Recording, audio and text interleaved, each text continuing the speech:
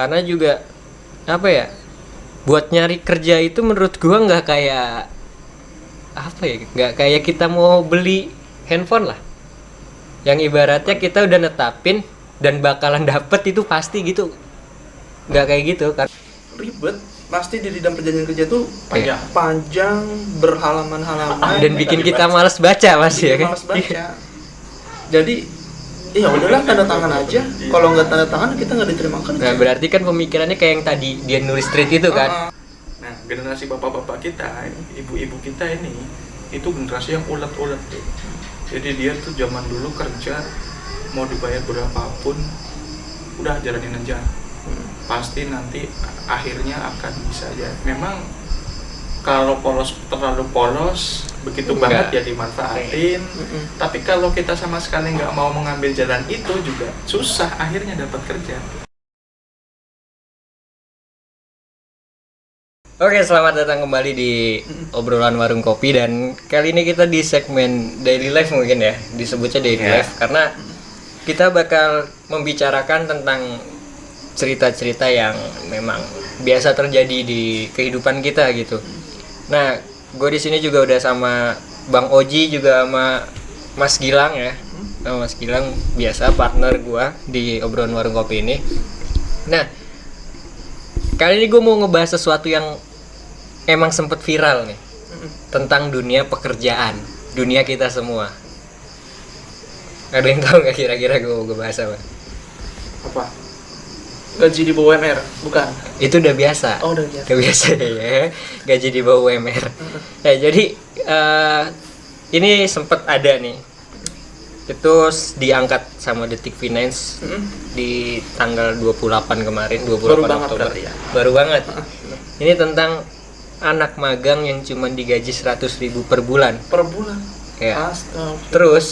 Terus nih, dia juga ketika anak magang itu ngerasa dia udah nggak sanggup dan mau mengundurkan diri, itu dia kena denda 500.000. Wow.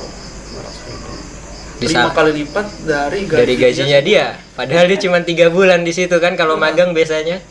Nah, ini tuh ada di perusahaan startup. Yang Gede. Startup. Ya, dibilang gede sih. Warnanya apa? Biru lah. Biru. Warnanya biru. Apa dia? E-commerce atau Lebih pariwisata? apa ya? Pariwisata Enggak masuk ke pariwisata. Bukan pariwisata. Dia lebih ke ini sih, lebih Gue ke bener-bener nggak tahu ini. agensi sebenarnya, lebih ke agensi. Jadi ya gitu. Oh, TKI, TKW, penyalur. Enggak, TKI, bukan agensi. Oh, Bukan agensi yang nyalurin itu, enggak. Jadi agensi yang memang bergeraknya di digital marketing sebenarnya. Nah, tapi kalau gue telusurin di beberapa portal job yang kayak misal LinkedIn atau apapun itu, ini tuh emang udah Rokok lu kok habis. Itu udah ngangkat ini banget. berarti nggak bisa mikir nih kalau nggak ada rokok. Iya, gue tadi udah mau minta rokok dulu sebelumnya. Ya. Nah, jadi gitu, kalau gue lihat di LinkedIn kan ada tuh beberapa orang-orang yang emang dia konten kreatornya di LinkedIn. Nah, dia sering banget tuh kayak dia nge-share opini dia tentang kayak pekerjaan-pekerjaan atau dia nge-share info segala macam. Nah, ada memang beberapa dari mereka yang kayak bilang tuh, oh nggak cuma startup itu doang, Banyak startup Gitu. lainnya yang dan nggak cuma ada di perusahaan startup sih yang memperlakukan seorang internship dengan bayaran segitu, tapi dia bilang emang kebanyakan adanya dari startup kayak gitu. Nah, menurut lu gimana nih pendapat lu kalau kayak apa ya, digaji cuma 100.000 men per bulan? mungkin kalau startup itu sendiri kan perusahaan yang bisa dibilang 50-50 nanti keuntungan nanti ke depannya bakal gimana. Biasanya kan kayak gitu. tahu ya. Masih belum tahu ke depannya gimana. Jadi mungkin mereka masih belum berani gaji besar ke orang-orang yang bekerja di sana. Mungkin. Tapi kan Seperti itu juga masih internship. Tapi sebenarnya kalau menurut gua sih, kalau misalnya di awal memang si yang mau magang itu dikasih tahu dulu, lu mau magang di sini, oke, kita terima. Kita cuma bisa kasih segini. Kalau sama-sama setuju sih nggak masalah kan menurut gua sih. Nah, di situ mungkin juga kayak ini sih sebenarnya. Kalau gue telusurin lagi permasalahannya, sebenarnya belum ada pemahaman dari dua pihak nih tentang gimana ngejalanin undang-undang tentang tenaga pekerjaan kayak gitu. Nah, emang kan sebetulnya juga kalau apa ya, kalau dibilang cuman internship, tetap sih menurut gua mereka sama-sama kerja gitu. Mereka sama-sama kerja, mereka sama-sama ngeluarin tenaga. Ya maksudnya sih sepatutnya itu dihargain sih sebenarnya. Iya. Cuma kalau memang kemampuannya si perusahaannya terbatas, asal dia apa namanya? Terang-terangan. Iya, terang-terangan di awal dan sama-sama sepakat kedua belah pihak ya. Memang mungkin yang mau di situ dia nggak cari duit kali, Cari Dia pengalaman pengalaman. kerja. Benar. gitu. Nah, jadi kalau kita lihat dari yang Nah, menceritakan, nah, nah dia bilang itu dia kerjanya itu tuh sama, beban kerjanya tuh sama kayak orang yang kerja full time di sana, orang yang udah kontrak atau tetap di sana. Nah, terus juga dia tuh ini kayak kerjanya tuh on track banget. iya. Nah, on track banget, tapi dia cuman terima segitu. Tapi itu dia tahu nggak dari awal? Nah, itu. Jadi tuh dia kalau dia apa ya? Tertulis dia bilang nih, memang aturan itu tertulis di kontrak. Cuma dia mikirnya seburuk apa sih kok sampai mau mundur dari internship. Jadi tuh dia kayak emang berandai-andai, oh, kayak gimana sih intern tuh cuman gue belajar, gue nyari pengalaman, gue nggak akan dibebanin kerja yang segitu gede gitu. Sampai dia tuh emang kayak udah yakin, oh gue nggak bakal mundur dari intern ini. Tapi ketika dia udah masuk, ternyata beban kerjanya tuh bener-bener kayak Sama orang, kayak orang full yang time. digaji UMR di sini. Gitu. Kalau itu lain cerita sih, mungkin harusnya di klausulnya harusnya lebih detail ya. Misal, oke, kamu internship dengan 100.000 per bulan, tapi harusnya si yang mau magang juga nanya tanggung jawab saya gimana. Nah, Dengan gaji segitu, apa tanggung jawab saya akan sama dengan pegawai lain yang gajinya full? Apa enggak? Kan gitu ya. Bisa jadi yang anak magang tersebut nggak kepikiran sampai di situ. Karena Kayak dia belum mikir, pernah kerja. karena belum pernah masuk. Nah, emang kayak apa ya, permasalahan tentang di kontrak pun gue juga pernah gue pernah mengalami itu, dan itu baru juga sih, baru. Jadi sebelum gue nganggur nih sekarang, itu gue kan pernah juga gue kerja, dan di situ gue pertama kali kerja dengan sistem kontrak sebetulnya. Karena sebelum-sebelumnya tuh gue kerja langsung jadi karyawan tetap, jadi training, habis itu gue jadi karyawan tetap. Nah, waktu gue ngebaca kontraknya pun sama, tapi ini lebih ke arah apa ya? Lebih ke arah kayak menjebak sih. Gue kena trap di situ karena waktu itu disebutin gajinya sekian, cuma gue nerimanya nggak segitu, gitu. Dan dari situ ya gue memutuskan buat keluar, daripada kan gue memaksakan diri gue kerja 1 bulan full gitu kan, tapi dengan benefit yang nggak pas. Nah itu sih. Jadi buat yang baru mau kerja, perjanjian kerja itu emang harus dibaca benar. Misal karena HRD juga dia bikin perjanjian kerja dia udah canggih. Dia tuh udah pengalaman ratusan ribuan kali dia bikin perjanjian kerja sama klien. Dia tahu nih teknik-tekniknya yang nggak melanggar hukum, tapi dia bisa memperoleh keuntungan. Misalnya, oke, kamu digaji 1 bulan 5 juta, tapi maksudnya komponen penggajiannya berdasarkan ada beberapa variabel, misal kehadiran, prestasi kinerja atau apa sebagainya gitu, dengan gaji 5 juta. Nah, di situ kan kita kalau yang awam nggak tahu bahwa ternyata maksudnya itu 5 juta itu angka maksimal. Di angka maksimal 5 juta. Nah, untuk mencapai 5 juta itu ada variabel-variabelnya. Misalnya ada kinerja lu setiap bulan akan dinilai atasan. Kalau kinerja lu 100%, kehadiran 1% ya iya dapat 5 juta. Tapi kalau kinerja lu dinilai 80%, walaupun kehadirannya 100%, ya lu nggak dapat 5 juta. Mungkin kasus lu begitu kali. Kalau gue waktu itu tuh perinciannya itu jadi ada kehadiran, terus juga ada tentang KPI-nya. Nah, KPI jadi kayak performance gue juga dinilai di situ. Nah, cuma waktu itu salahnya gue adalah gue nggak ngeliat apa KPI-nya itu. Dan memang kalau gue baca lagi, kan gue megang nih fotokopian kontrak ya, gue megang dan gue baca lagi, emang dia nggak nyebutin indikator-indikator apa aja yang bisa jadi penilaian untuk dijadiin penilaian hasil kerja gue segala macam kayak gitu. Nah terus juga ada transport. Nah di sini yang gue ngerasa gue bego banget di sini, gue ngerasa. Jadi job desk gue itu gue nggak akan pernah keluar kantor, karena job desk gue itu ada di kantor terus. Nah di sini tuh transport yang disebutin itu ketika memang gue tugas untuk keluar, kayak gitu. Nah di situ tuh gue gue nggak sampai kepikiran kalau oh ya gue bakal keluar kantor. Ternyata kan gue nggak pernah keluar kantor, karena emang job desk gue nggak akan bisa keluar kantor gitu. Jadi lu nggak dapet transport? Gue nggak akan dapet uang itu. Jadi emang kayak itu sih, bukannya gue menjelekkan HRD atau perusahaan-perusahaan yang membuat peraturan. Jadi emang kita juga dari pihak calon karyawan harus paham, harus detail juga. Harus detail tuh dalam artian kita lihat dulu job desk kita. Jadi kita harus lihat dulu job desk kita segala macam. Nah kayak gitu sih kalau pengalaman gue. Karena kontrak itu pasti tricky. Ya makanya ada yang kalau gua sih kalau misalnya perjanjian kerja kayak gitu ya ribet, pasti di dalam perjanjian kerja tuh panjang berhalaman-halaman dan bikin kita malas baca Mas ya kan. Malas baca. Jadi ya udahlah tanda tangan aja. Kalau nggak tanda tangan kita nggak diterima kerja. Nah berarti kan pemikirannya kayak yang tadi dia nulis tweet itu kan. Masa bakalan seburuk itu sih sampai gue bakal ngundurin diri kan.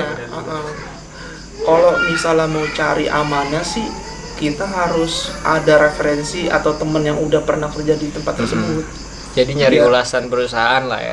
Kita mungkin bisa cari juga di Google, kan banyak juga tuh kita cari pengalaman kerja di sini, pengalaman kerja di sana gitu. Kalau memang kita nggak punya temen yang pernah kerja di sana gitu. Ya.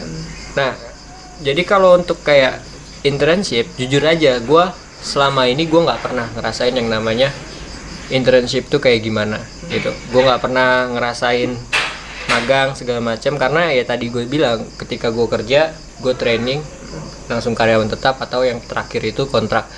Nah karena gue juga sering banget sih ngeliat-ngeliat kayak iklan tentang internship gitu di medsos kan, kayak ada dia sering nyebarin. Nah gue juga sering lihat kayak magang yang memang nggak dibayar gitu ya, kalau perusahaan gede.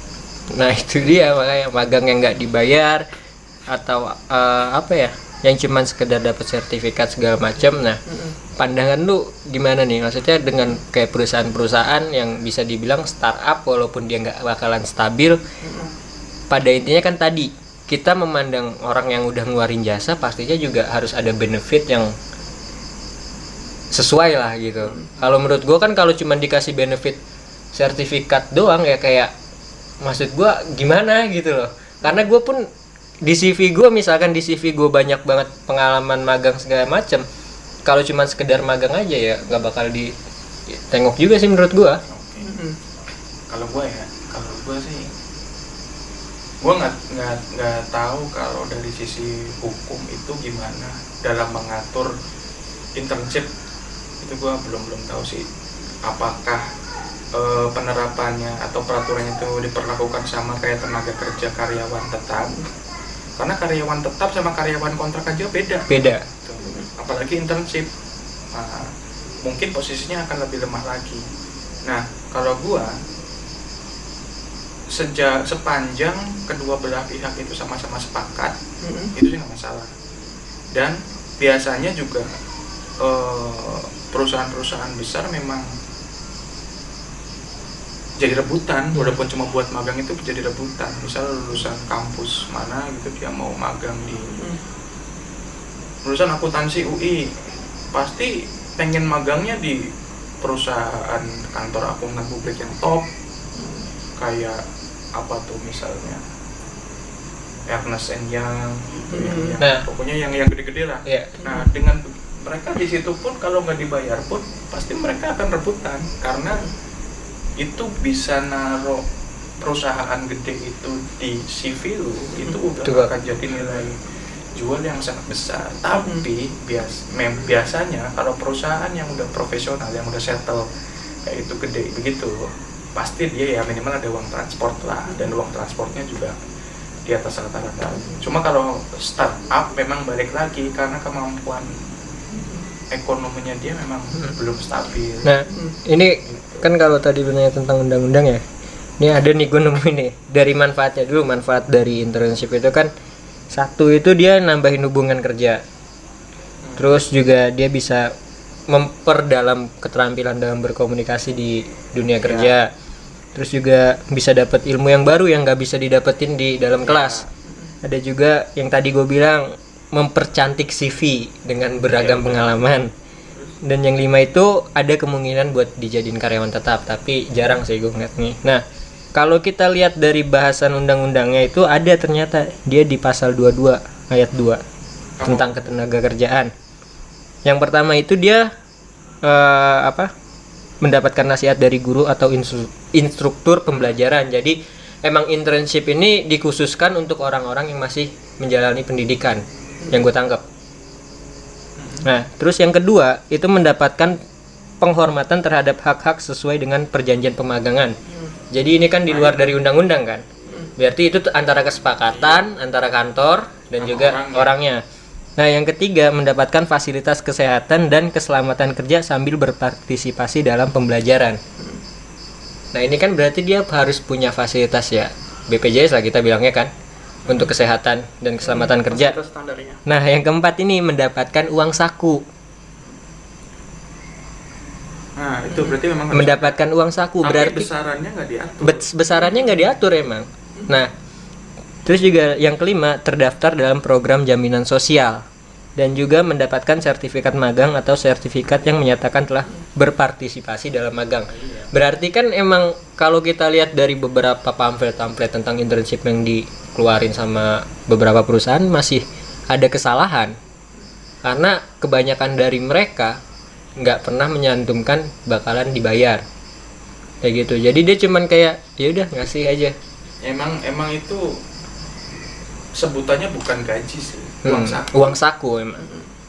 Dan besarannya pun besarannya nggak diatur. Jadi memang kesepakatan aja. Kan. Jadi ya nggak bisa nuntut. Memang kalau misalnya kita mau nuntut ya apa yang tertera di perjanjian itu. Tapi kalau di situ kan di undang-undang udah disebutin bahwa si pemagang ini harus dapat uang saku. Ya berarti kan minimal Rp1 pun harus ada. Gitu kan, Rp1 pun harus ada.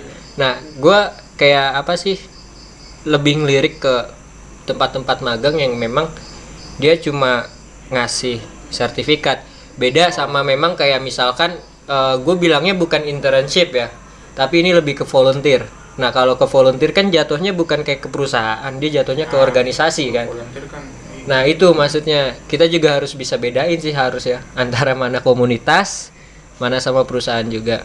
Nah, tapi kebanyakan juga gue ngeliat kayak di perusahaan-perusahaan gitu yang emang nggak gede gitu kan.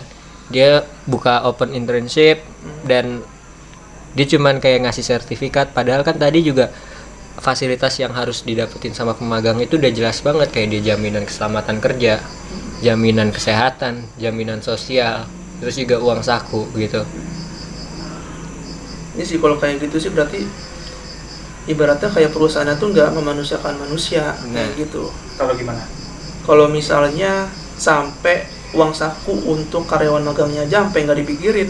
Iya. Kayak gitu. Iya, karena memang itu diatur. Ditulis. Harusnya ada kayak gitu. Berarti yang 100.000 itu sebenarnya udah sesuai. Udah sesuai. Cuma masalahnya beban kerjanya itu nggak iya jadi kayak jadinya perusahaan tuh pengen untung sendiri. Mau urusan-urusan yang ada di dalam perusahaan berjalan, tapi nggak mau ngasih feedback ke ngebantuin kerjaan dia. Mungkin kalau yang tadi sih, karena memang kebanyakan yang open internship tuh kalau gue lihat-lihat emang di startup kan. Karena ya mungkin salah satu faktornya tadi antara rasio pengeluaran pemasukan dia masih kurang stabil dan nggak pasti. Terus juga tapi dia butuh banyak karena yang namanya startup kan udah pasti SDM-nya harus banyak gitu kan, banyak yang harus dikelola di bidang-bidangnya segala macam. Nah, cuma yang tadi sih kalau menurut gua untuk kasus yang kayak gini sih jadi pembelajaran untuk dua belah pihak. Karena apa ya?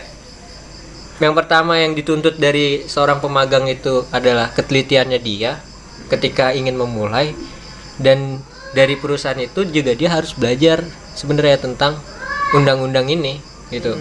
Karena kalau udah salah-salah, ya menurut gue undang-undang udah fatal banget gitu. Tapi sih kalau menurut gue sih yang paling penting buat yang si magangnya ini, anak-anak yang baru-baru lagi cari kerja, dia harus lebih detail. Misalnya ada kesepakatan itu, oke, uang sakunya sekian, tapi lu harus pastiin lagi nih pekerjaannya beban kerja lu apa aja, tanggung jawab lu gimana. Ketika nanti misalnya beban kerjanya ini melebihi dengan yang lu pikir batasnya udah kelewatan dari bayaran yang dikasih, ketika lu mau mundur itu konsekuensinya apa? Harusnya kan kalau magang masa ada kontrak-kontrak gitu, ada denda ya. Tapi emang kalau magang tuh harus ada kontrak nggak sih sebenarnya? Gitu ya. Perjanjian kontrak atau cuman sekedar perjanjian aja? Ibaratnya kalau anak magang itu kan dia kan datang ke perusahaan tersebut kan niatnya belajar. Seharusnya dari perusahaannya tersebut nggak memperkenankan denda sih harusnya ya. Iya, karena kan kerja aja belum ya. Dikasih denda aja. Nah gitu sih itu ya. jadi kayak emang itu balik lagi sih. teliti. Iya, itu balik lagi. Kalau misalnya kira-kira agak belum yakin, ragu-ragu, ya mendingan nggak usah.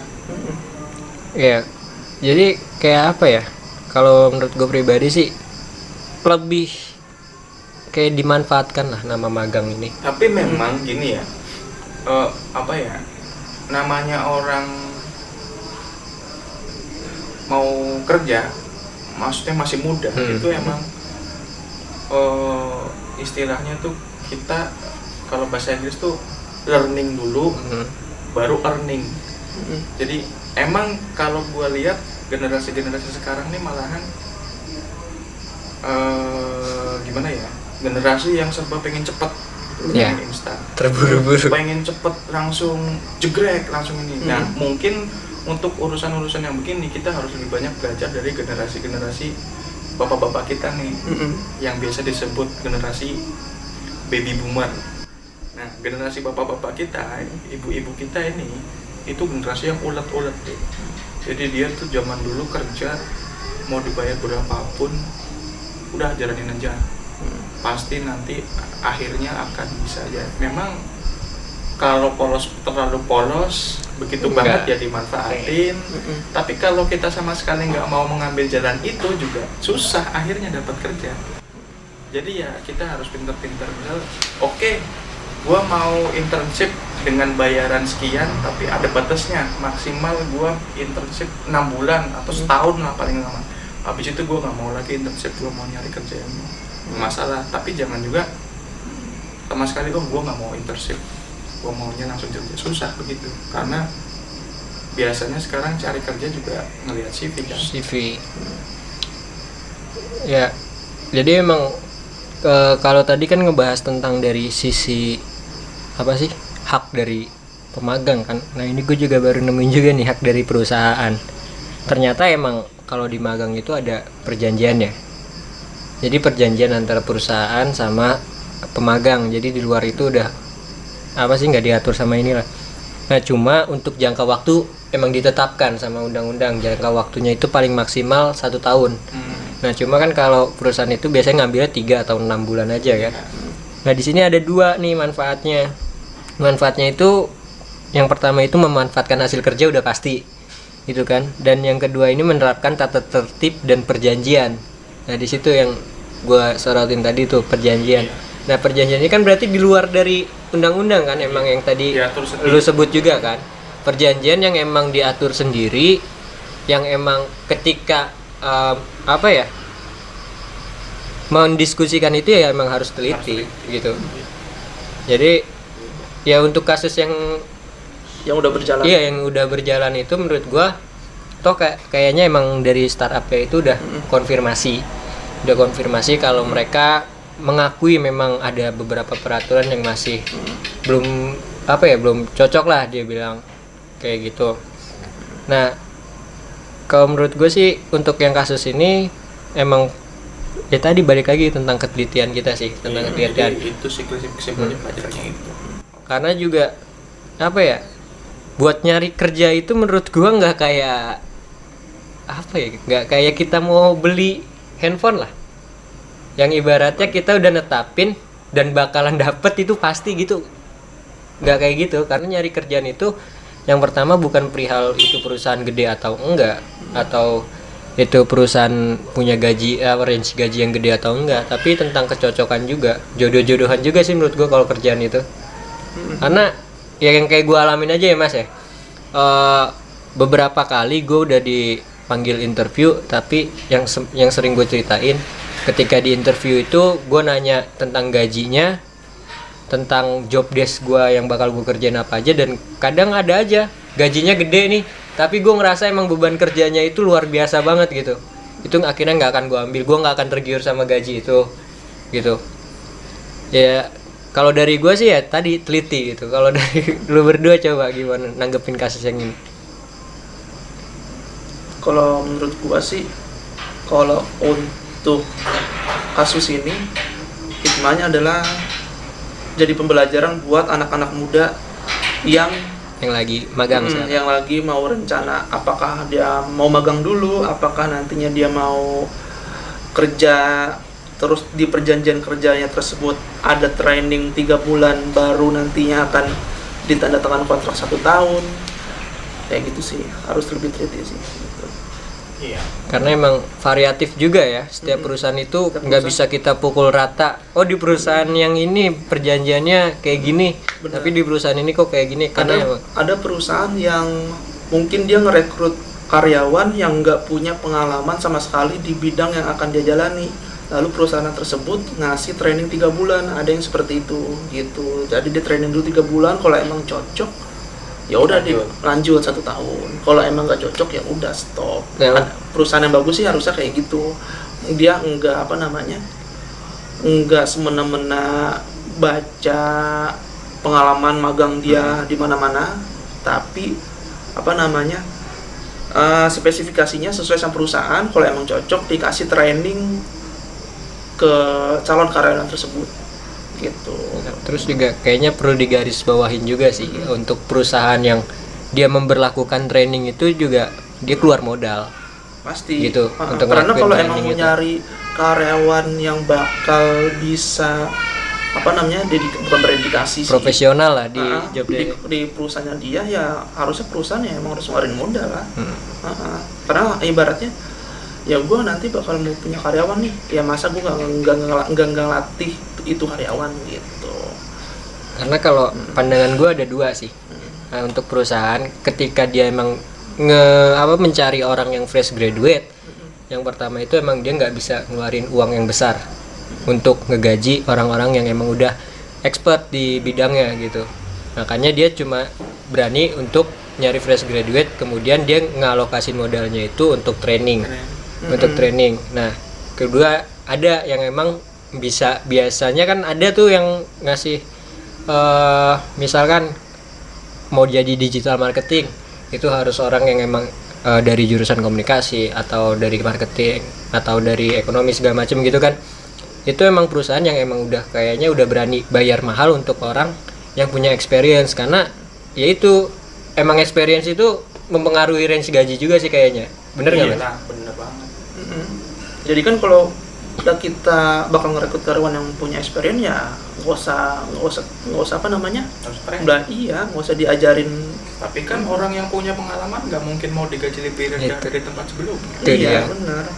Makanya kenapa tadi lu bilang ya, anak-anak zaman sekarang nih gitu ya, pengennya terlalu cepet gitu.